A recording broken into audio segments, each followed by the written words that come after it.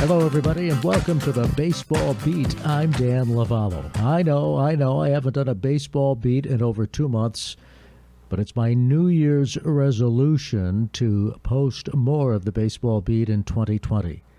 Sure, here we go with those resolutions. We know how long those resolutions last, but I'm going to attempt to stick to a regular schedule.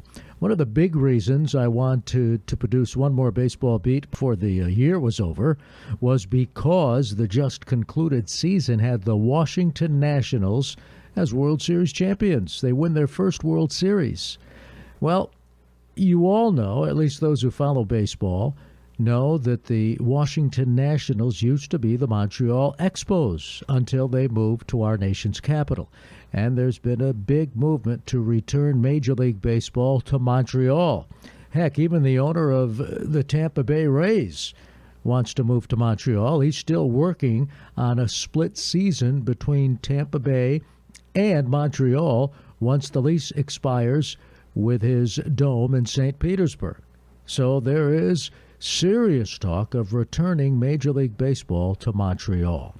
With that said, during the baseball season, while broadcasting for the Hartford Yard Goats, I had the chance to hook up with two former Montreal Expos. One was Lee Stevens. At the time, he was the hitting instructor for the Yard Goats, the AA affiliate of the Colorado Rockies. The other was Mike Mordecai, the manager of the New Hampshire Fisher Cats. Even more interesting, Stevens and Mordecai were teammates. And so I got together with the two of them, and we talked about their experiences, some of them. They've had, of course, so many experiences. We couldn't cover it in an 8-minute interview, but they talked about their experiences with the Montreal Expos and as teammates, and also when I asked them about the future of baseball in Montreal, could big league baseball work in Montreal? Well, they talked about that too. Just a few years ago, these two guys were teammates on the Montreal Expos, going back, in their case, to the late 90s in 2000, 2001, 2002. Mike, first of all, what do you remember about your days playing for the Expos? A lot of empty seats. I guarantee you that. I came from the Braves organization and went up to Montreal after they had the sell-off of all their players. They had a really young club. And that's actually what helped me make that team, because they needed a couple of veteran guys, at least been in the league a few years. And Jim Beattie was a general manager at the time, treated me really well, and said, hey, we're looking for some guys to be backups. And you're on the radar. Felipe Senior played in spring training many times and playing against you during the season, so he likes you. And so he gave me an opportunity to make the club, and I did. And I remember going from Atlanta, where we were playing in the World Series, to going to Montreal, where there were a lot of empty seats. So that's probably the one thing I remember the most. What about you, Lee? What do you remember about your days with the Expos? Well, besides the empty seats, I remember some questionable playing services at some point. I remember taking a ball off my mouth on a ground ball first. That's one memory that sticks out. But no, I remember we had a great bunch of guys the 3 years I was there. A lot of young guys. Vladdy was in his prime. Jose Vidro, Orlando Cabrera. It was a good bunch of guys that. For a couple of years there, we competed a little bit and won some games, so I wish we could have won some more. But it was overall a really good experience.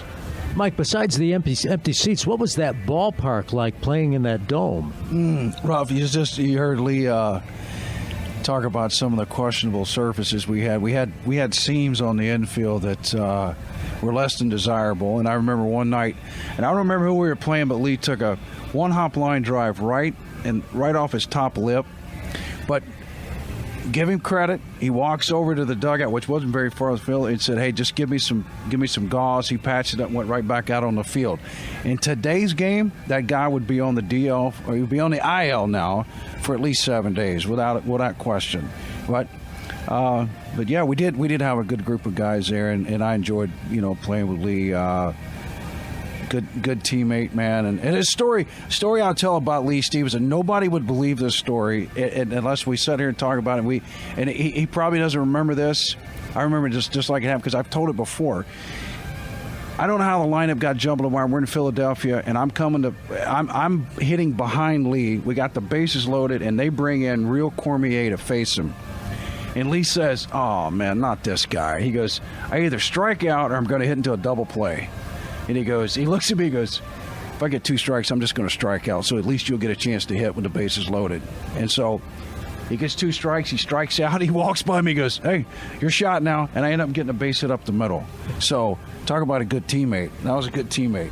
Remember that, Lee? Well, I had no chance against the guy, so I don't know how I got to 2 strikes, but those are the things you learn, and I was taught by some veteran guys to be a team player, and those are some of the things that you do behind the scenes that nobody knows about. That sometimes you have to give away at a bat to help the team. So it worked out, and I'm glad Morty got a hit and helped us out.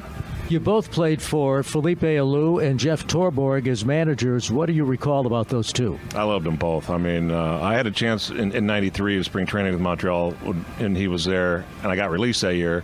And then, lo and behold, 10 years later, I'm back there with him. What a smart guy he was, a smart baseball guy. He took care of me, took care of the veteran guys. Just even-keeled, laid back, but very, very smart, and just awesome to play for. Mike, what do you remember about those two? Felipe, very intelligent baseball man. He understood where we were as a team there at that time. A lot of young players, and there was a lot of learning to do there.